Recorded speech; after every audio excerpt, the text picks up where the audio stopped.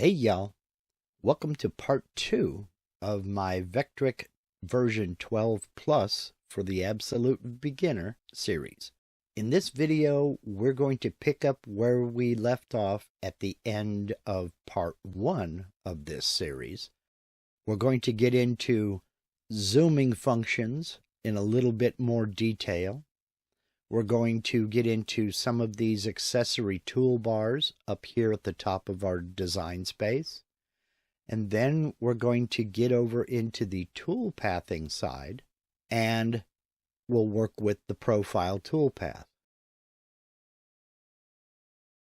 For this demonstration, I'm using Aspire version 12.009.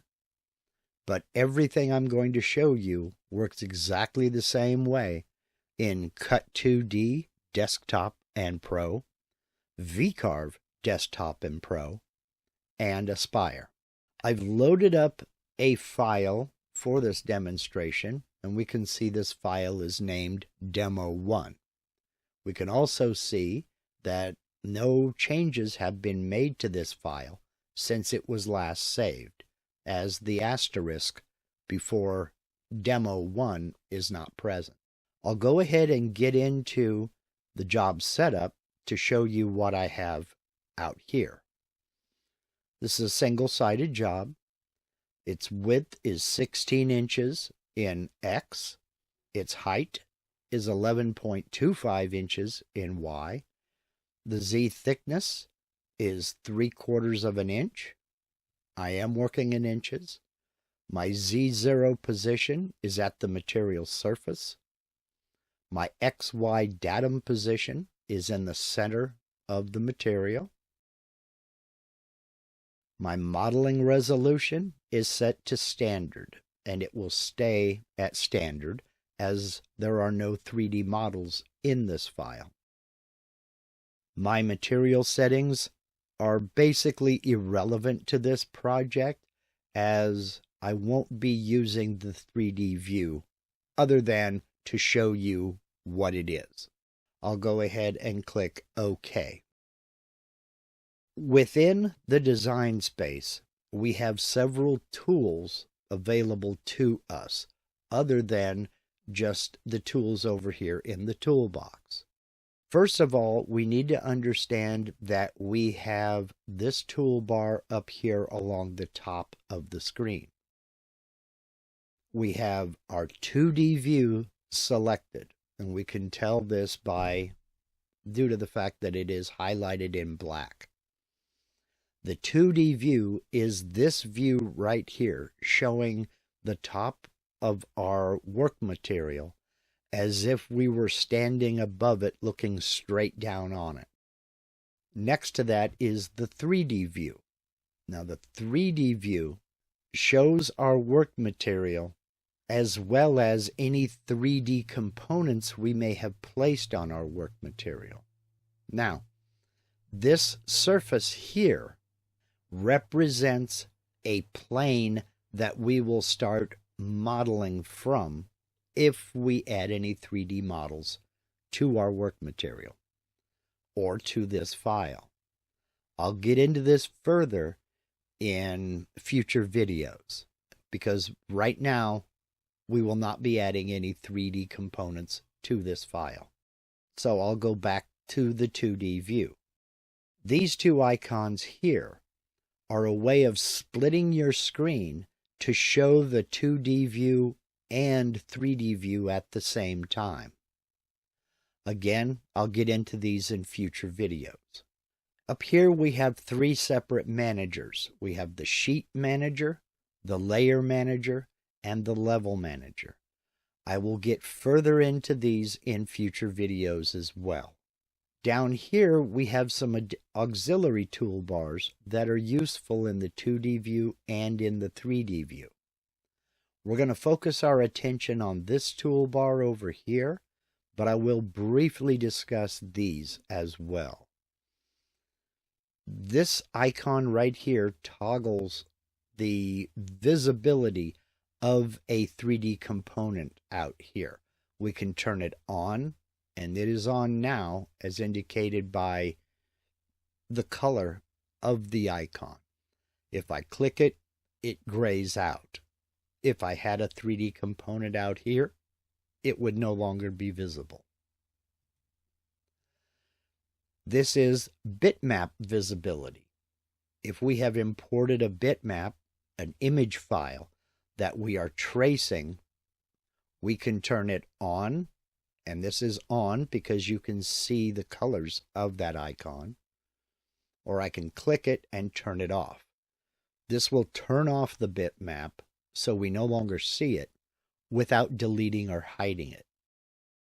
When it comes to zooming our project, I showed you in the last video that the easiest way to zoom is using your mouse and scroll wheel if your mouse is equipped with a scroll wheel. And again, to zoom in, I'll roll that scroll wheel forward, and to zoom out, I'll roll it backwards. Then to pan or move this material, I'll press down on the scroll wheel and drag it around. This works equally in the 3D view. Roll forward to zoom in, roll backwards to zoom out, press the scroll wheel to move the material around. Now over here we have 4 icons, 4 buttons to be used for our convenience. For instance, if you don't have a scroll wheel that is also a button on your mouse, you can still pan your 2D view by using these control bars here or here, or by clicking this button right here, pan the 2D view with mouse. You click it so that it highlights in black, and you see how my cursor is changed to the 4-way arrows. Now I can place it anywhere on this material and pan. To get out of this tool, we'll just go back and click that icon again, and you see it's grayed out, and my cursor has gone back to the arrow. Now, in addition to zooming in or out with your scroll wheel on your mouse, we have these 3 icons. This icon here is zoom your 2D view to a mouse-drawn box. If, for instance, the tip of the star right here, has an issue, maybe it's rounded, maybe it's off-center, I can zoom in on this point of the star by clicking this icon, and you see my cursor is changed to a magnifying glass. Now all I need to do is draw a box around that tip of the star by clicking and dragging that box. Then as soon as I let go of the mouse button, it zooms in to that point of the star. So that's how you can zoom in on a specific location, is by drawing a box around that location and zooming into it. This center button is zoom the active view to the drawing limits. If you are zoomed in pretty close, but you need to zoom back out to see the entire project, just click this button right here. It zooms out so that you can see the entire sheet of material, and it centers it within the 2D view.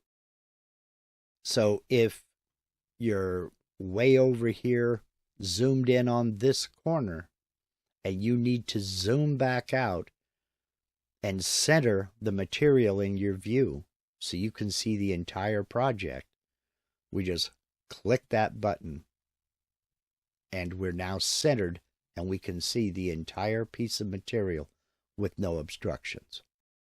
This button will zoom your view to a selected object. Now, I don't have any object selected. Let me zoom in over here, and it doesn't do anything when I click it because I don't have an object selected. But if I select the star, then click that button, it will zoom in so that that star fills the entire screen and centered within the 2D view. Then I can click off and zoom out to the entire project within my 2D view.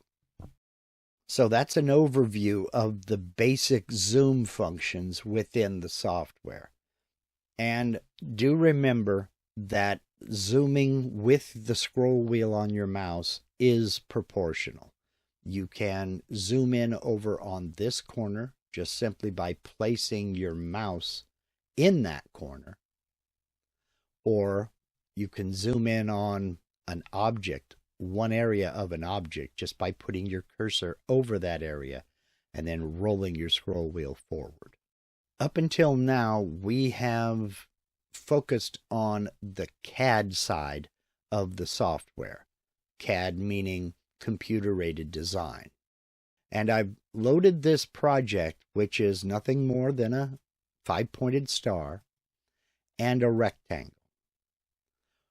What I'm going to do is I'm going to use a profile toolpath over here on the CAM side of the software. I'm going to engrave this star, then I'm going to use this rectangle to cut the project out of this piece of material. This rectangle represents the final finished size of my project. So in order to do that, I need to assign toolpaths to this project. I need one toolpath to engrave this star into the surface, and I need another toolpath to cut this out of this blank of material. So to do that, we'll go over to the Toolpath side of the software. And we can do that by coming up to this icon right here. And you'll see the bubble pop up saying Switch to Toolpath Commands. We'll go ahead and click it. And our design space is minimized over to the left side of the screen. And our Toolpath tab is open. Now, if you look up here at these icons, this icon here will switch back over to the design side. And then this icon will switch us back over to the toolpath side. And I'm going to show you a tool that is often neglected, but is very important. When we come over to the toolpathing side of the software, and this is the CAM side, CAM meaning computer-aided manufacturing.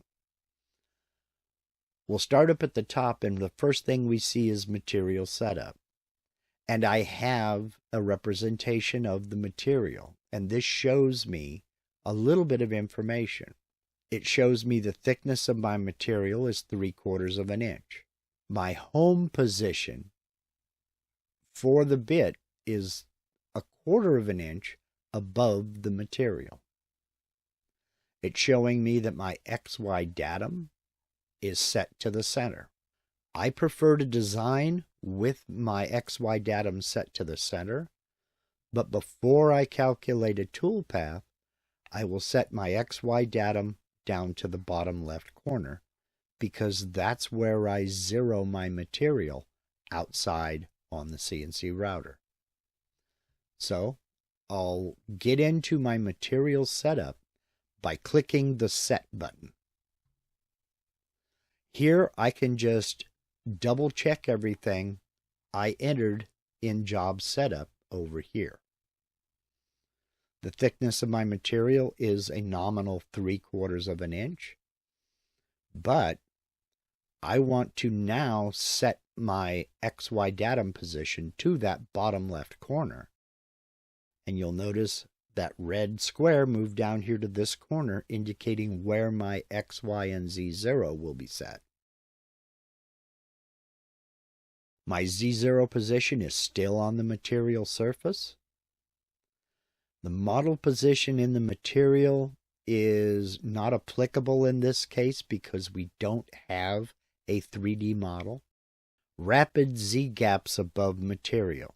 We have clearance Z1 and plunge Z2. You may have heard the phrase Safe Z mentioned in other videos or in message forums or groups. This is where you set Safe Z. Safe Z is a height that is safe for your bit to move when it's not plunged down into the material. For instance, I'm moving from this corner over to the star to begin cutting it. There needs to be a safe height for this bit to move over without running into a clamp, a screw, or something else. That is your safe Z. How high above your piece of material that bit needs to be in order to move safely. Now, I have my safe Z set at 1/4 of an inch. But if I put a 1/2 inch clamp out here, a 1/2 inch tall clamp, with that safe Z set, I run the risk of running into that clamp. So that is something to consider. If you're going to be using clamps out here on the edges to hold your material down, you need to make sure your safe Z is set to a height that bit will clear those clamps. That is Z1. Z2 plunge is the height at which your Z-axis is going to slow down to the plunge rate you have set for your bit. With these measurements both being 1/4 of an inch, when this tool moves from here to here and it plunges down to start cutting, it's going to move at the plunge rate I have set for this particular bit. If I have my Z sitting way up high for a tool change, it will plunge down at the rapid rate of my CNC router until it gets 1/4 of an inch above the material. Then it will slow down to the feed rate. This is used in cases where a controller can't react fast enough or a Z-axis can't slow down fast enough, and there is a danger that the machine may overshoot the surface of the material. So it slows down well above the material before it's in danger of crashing into the material. I know that's a lot of information that may or may not make any sense, but it is important, especially with older machines with older controllers. The home start position is basically where the tool path is going to be started from and where the bit is going to return to after the cut is made. And in this case, it's X0, Y0 with a gap above the material of 1/4 of an inch. The tool path is going to start from here and it's going to return to here when it's finished. Now we'll click OK. So what I want to do with this file is I want to use a 90-degree V-bit to engrave this 5-pointed star about 1/16 of an inch deep into the material.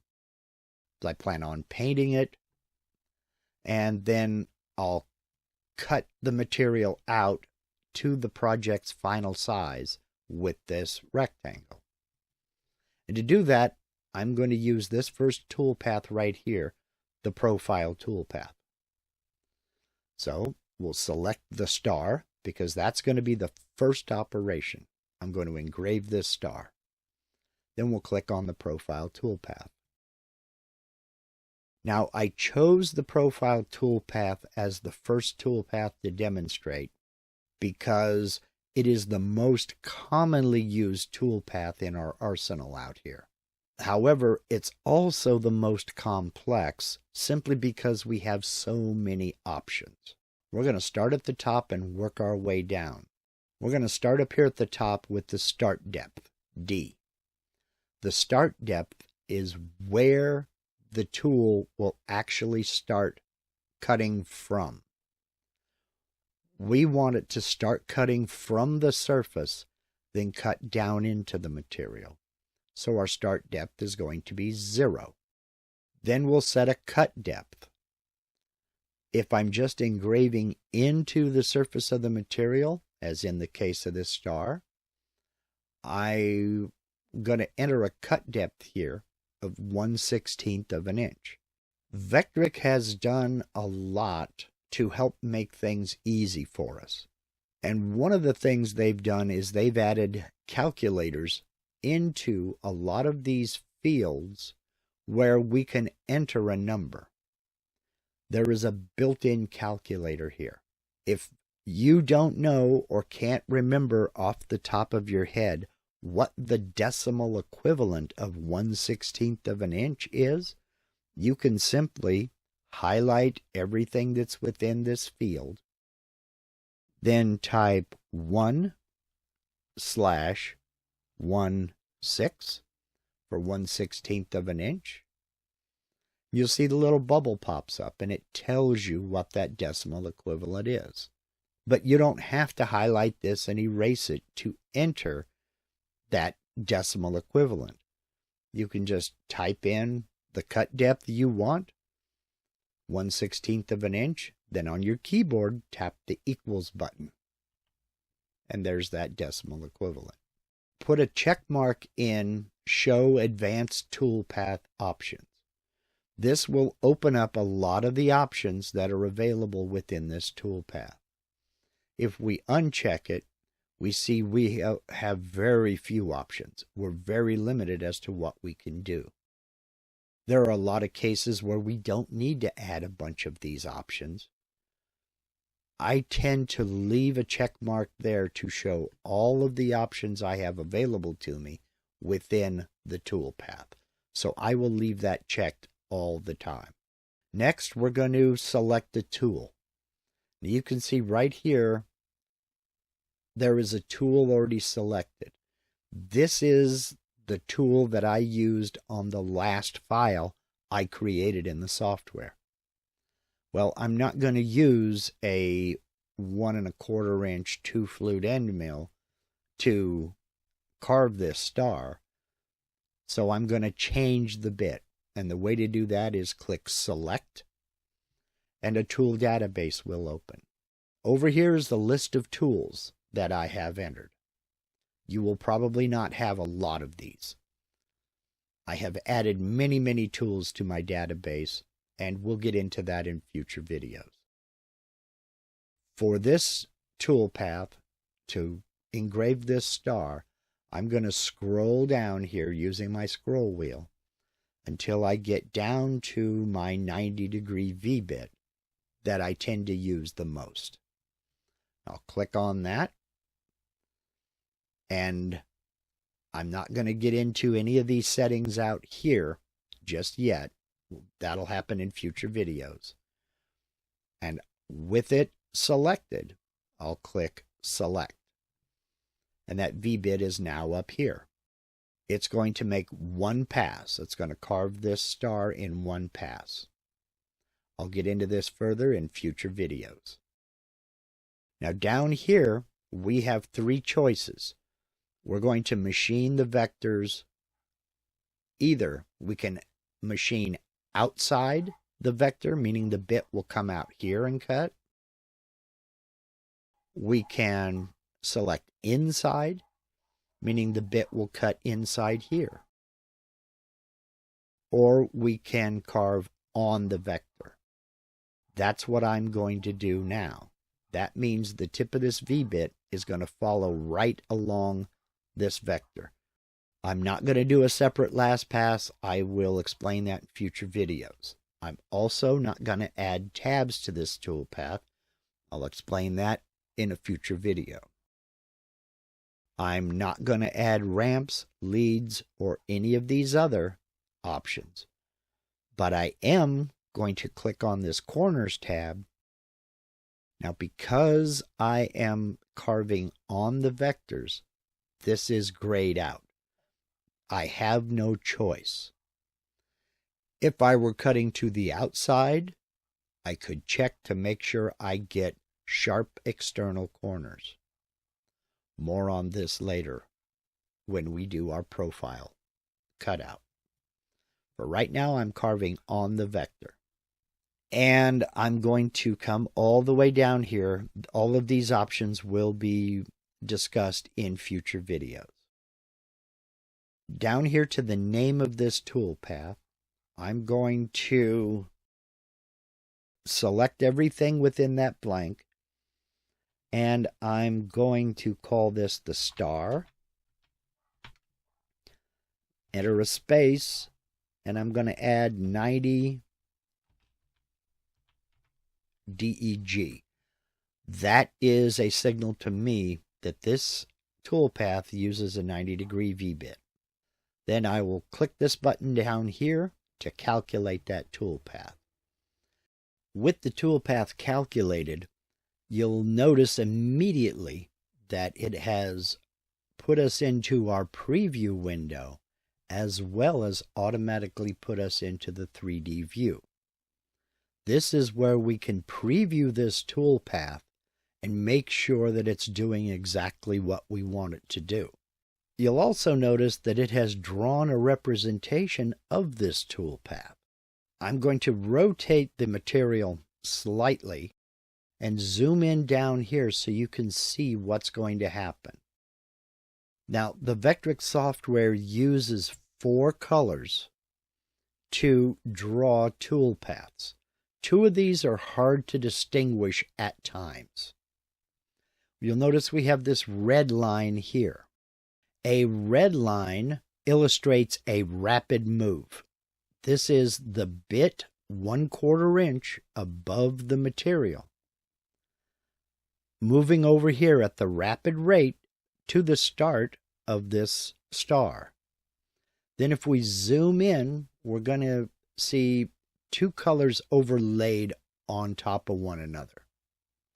We have a light blue and we have a green. Light blue is a plunge move. Green is a retract move. Now, these, again, are overlaid on top of one another because they're going to occur at the same spot.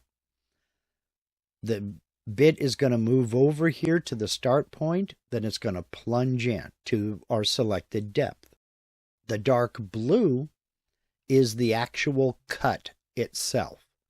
The bit's going to follow that star design all the way around till it gets back to this point. And here's where you can't see the other color. We have green. That's a retract.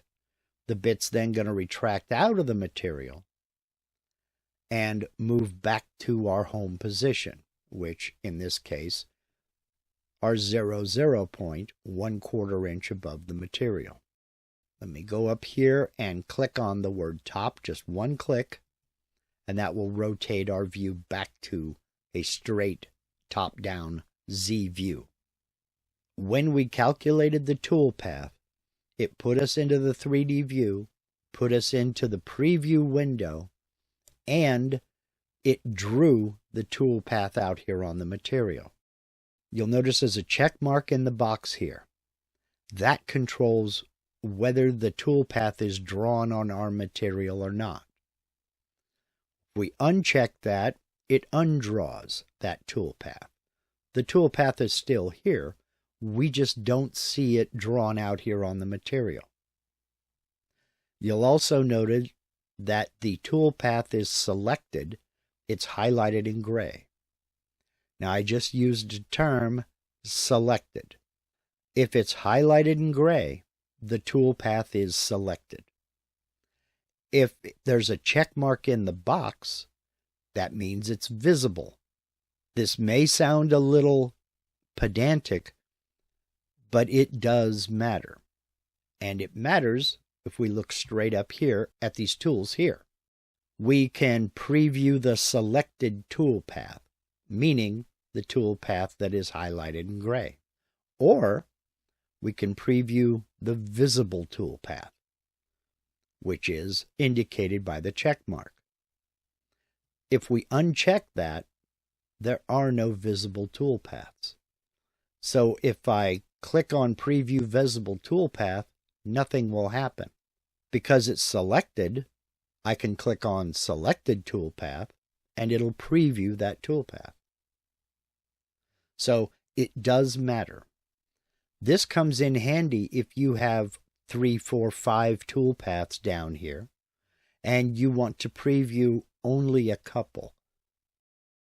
You can draw the toolpath out here by putting a check mark in, and then preview those visible toolpaths.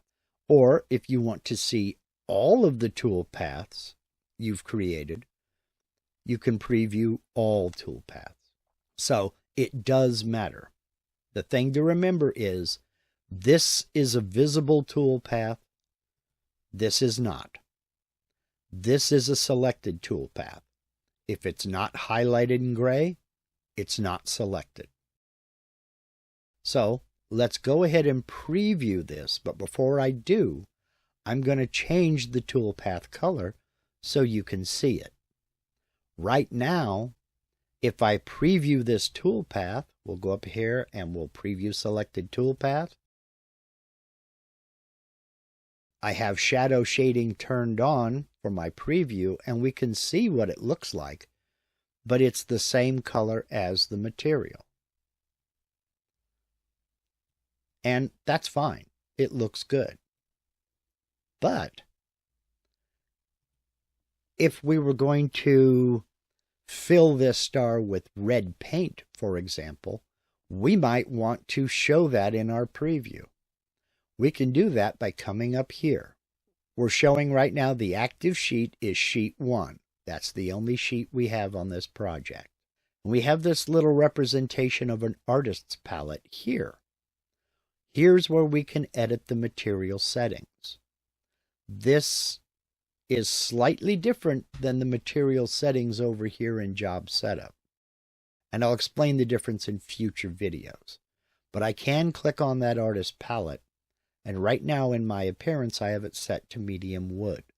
But I can click on that drop-down menu, and I can choose various woods. I can check metals, stone, plastics.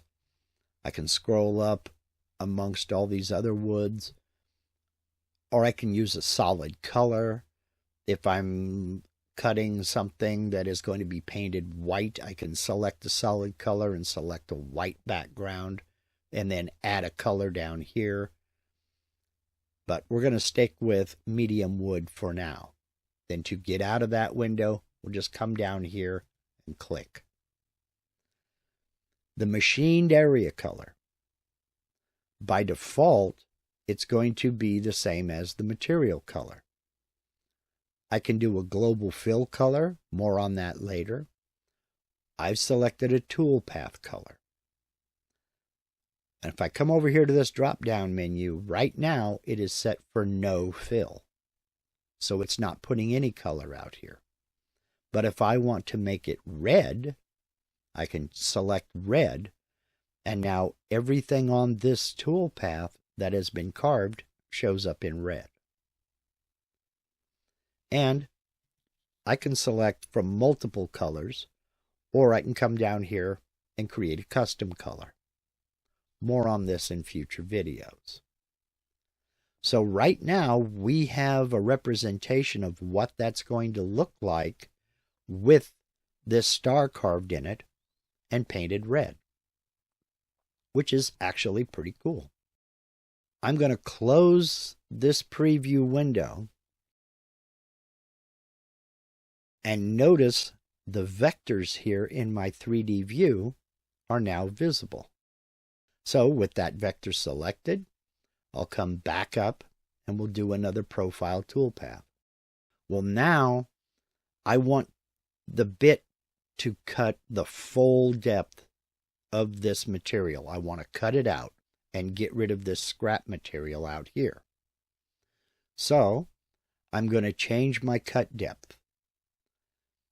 I want to highlight everything within this box, and I'm just going to type the letter Z. Then I'm going to tap the equals button on my keyboard, and it's going to enter the value. That is the thickness I put over here in Job Setup. So we're going to cut all the way through the material. My start depth is going to stay 0, simply because I want to start cutting 3/4 of an inch deep, starting at the top surface of the material. My tool. I don't want to cut this out with a 90-degree V-bit. I could, but I don't want to do that. So I need to change the bit. So I'll click on Select. Then I'll come up here and I'm going to select a 1/4 inch end mill. I'll select that. And I'll come down here and hit Select. And that changes my bit. It's going to cut through this material in 3 passes. We'll get into this in future videos. For right now, 3 passes is good enough for this project. This time, I don't want to cut on the vector. I want to cut outside the vector. So the edge of this bit is going to ride right along the edge, the outside edge of this vector to cut it out. I'm not going to do a separate last pass for this demonstration. We'll get into that in future videos. The same with the tabs. Now I want to go over here and make sure I have sharp external corners, because I want nice sharp 90-degree corners out here. Then I'll come down and I'm going to change the name of this to cutout. And I'll calculate this toolpath. We'll go back into the preview window.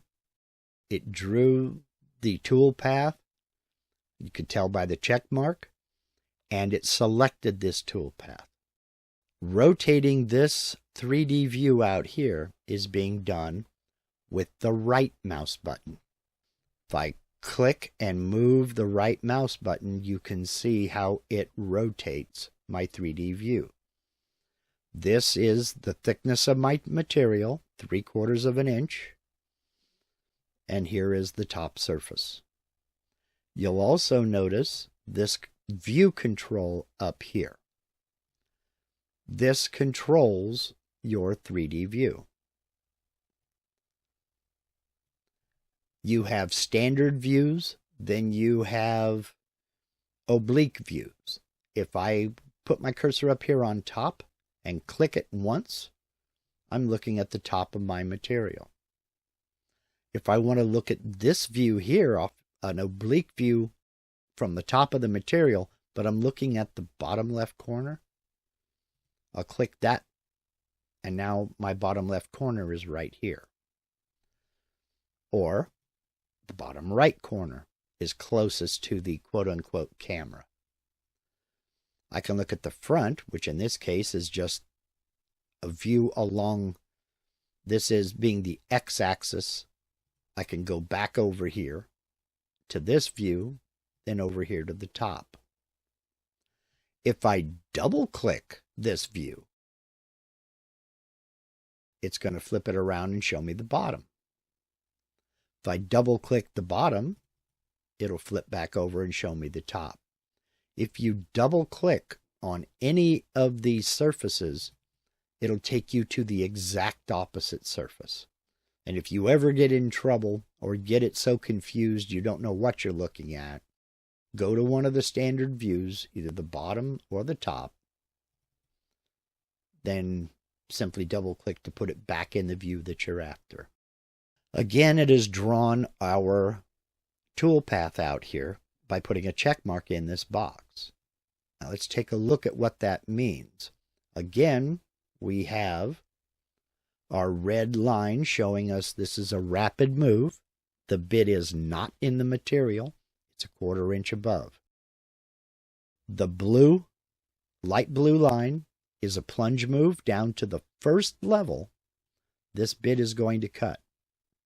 It's then going to go around and cut till it gets back to this corner, plunge in again, deeper into the next cut. Go around, come back, then it's going to plug again and cut the rest of the way through the material. So, let's go back to a straight top view. I'm going to uncheck this to undraw it, but you see it is selected. Right now, if I preview this selected toolpath, this is the one that's going to preview. It's not going to cut this one again. I can select that and cut it again if I want to, but I don't need to. You select the toolpath you want to preview just by clicking on the name. So now let's go ahead. I'll go ahead and make it visible just so you can see it. And I'm going to rock back to this view. Nah, maybe not this view. Maybe that view. So you can see it cut. And I've got my speed turned up pretty high, so it's not going to take very long for this to preview. And I'll go ahead and I'll preview this toolpath. And we see that it has gone around and it has cut the project out of our material. Now if we look over here right below the preview controls, double click on the waste areas in the 3D view to remove them. This out here is now waste. This is my project. So I can come over here and double click and that waste material goes away. Now I have another little option that I can use. Let's say I want to rock it back this way, zoom in just a little bit, and now I can save a preview image. So I can put this in a couple of different positions and save a preview image. Let's go up here and get into the proper folder, and I'll call this Preview 1, save it as a JPEG image, and I'll save it. Now I'll click on top, zoom in, and not so much. Save another preview image, and we'll name that Preview 2. Save. Now, if I go into that folder, there are my two preview images. I can email them to the client, the customer, or I can, if I'm having an issue, I can use that preview image to post on a forum or within a Facebook group, or send to someone helping you with the design. So the profile toolpath is not only the most commonly used toolpath, it's also the most complex as well as the most versatile, based simply on the number of options you have available to you. You can set it to cut all the way through a piece of material, or just engrave slightly into the material, as deep as you would like. Now, within the 3D view, if you're completely finished with previews and you want to undo something, you can either reset the entire preview, which brings it back to the uncarved condition before anything was previewed, or let me preview all toolpaths. We'll delete the scrap. If I wanted to undo that last step, the deleting the scrap, I can come up to this button and undo last. Now it's grayed out. I can only go back one step. But if you should find you made an error somewhere in the toolpath, let's say, for instance, I decided that cutting a 1/16 of an inch deep isn't deep enough for some reason, I can reset the preview, then change that toolpath. To change that toolpath, I would just select the toolpath, double click it, and that'll take us back into that toolpath with the star selected. And now I could make my changes in cut depth. Make the change. Let's say I want it to go just to, I want to go at 0.07 inches deep. That's the only change I want to make. I've made my change, and I'm going to recalculate. that toolpath. Now I can preview that selected toolpath. It has made the change without affecting this one. If I decide that I need to change this one, I can double click, make any change, then recalculate, and it will be done. So I think we'll go ahead and end this video here. I know this was a lot of information, but as you practice it, you will get better with deciding which toolpath you need and which option you'll need within the toolpath. So I hope you got something out of this video. And if you did, I do hope you'll give me a thumbs up.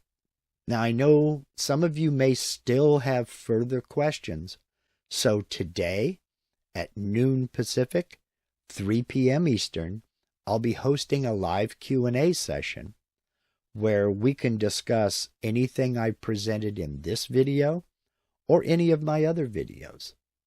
Again, that's today at noon Pacific, 3 p.m. Eastern, right here on my YouTube channel. And I put a link to that live Q&A session down in the description box of this video. So, before we wrap this up, I'd like to give a major shout out and say a special thank you to all of my channel members. Thank you for your continued support, channel members. If you would like some information on becoming a channel member, just click that little join button down below this video panel. A panel will pop up and a video will play that will tell you all about channel membership. So, I hope to see you all this afternoon for the live Q&A session. And as always, whether you subscribe to my channel or not, whether you become a channel member or not, I'd like to thank you very much for taking the time to watch, and y'all take care.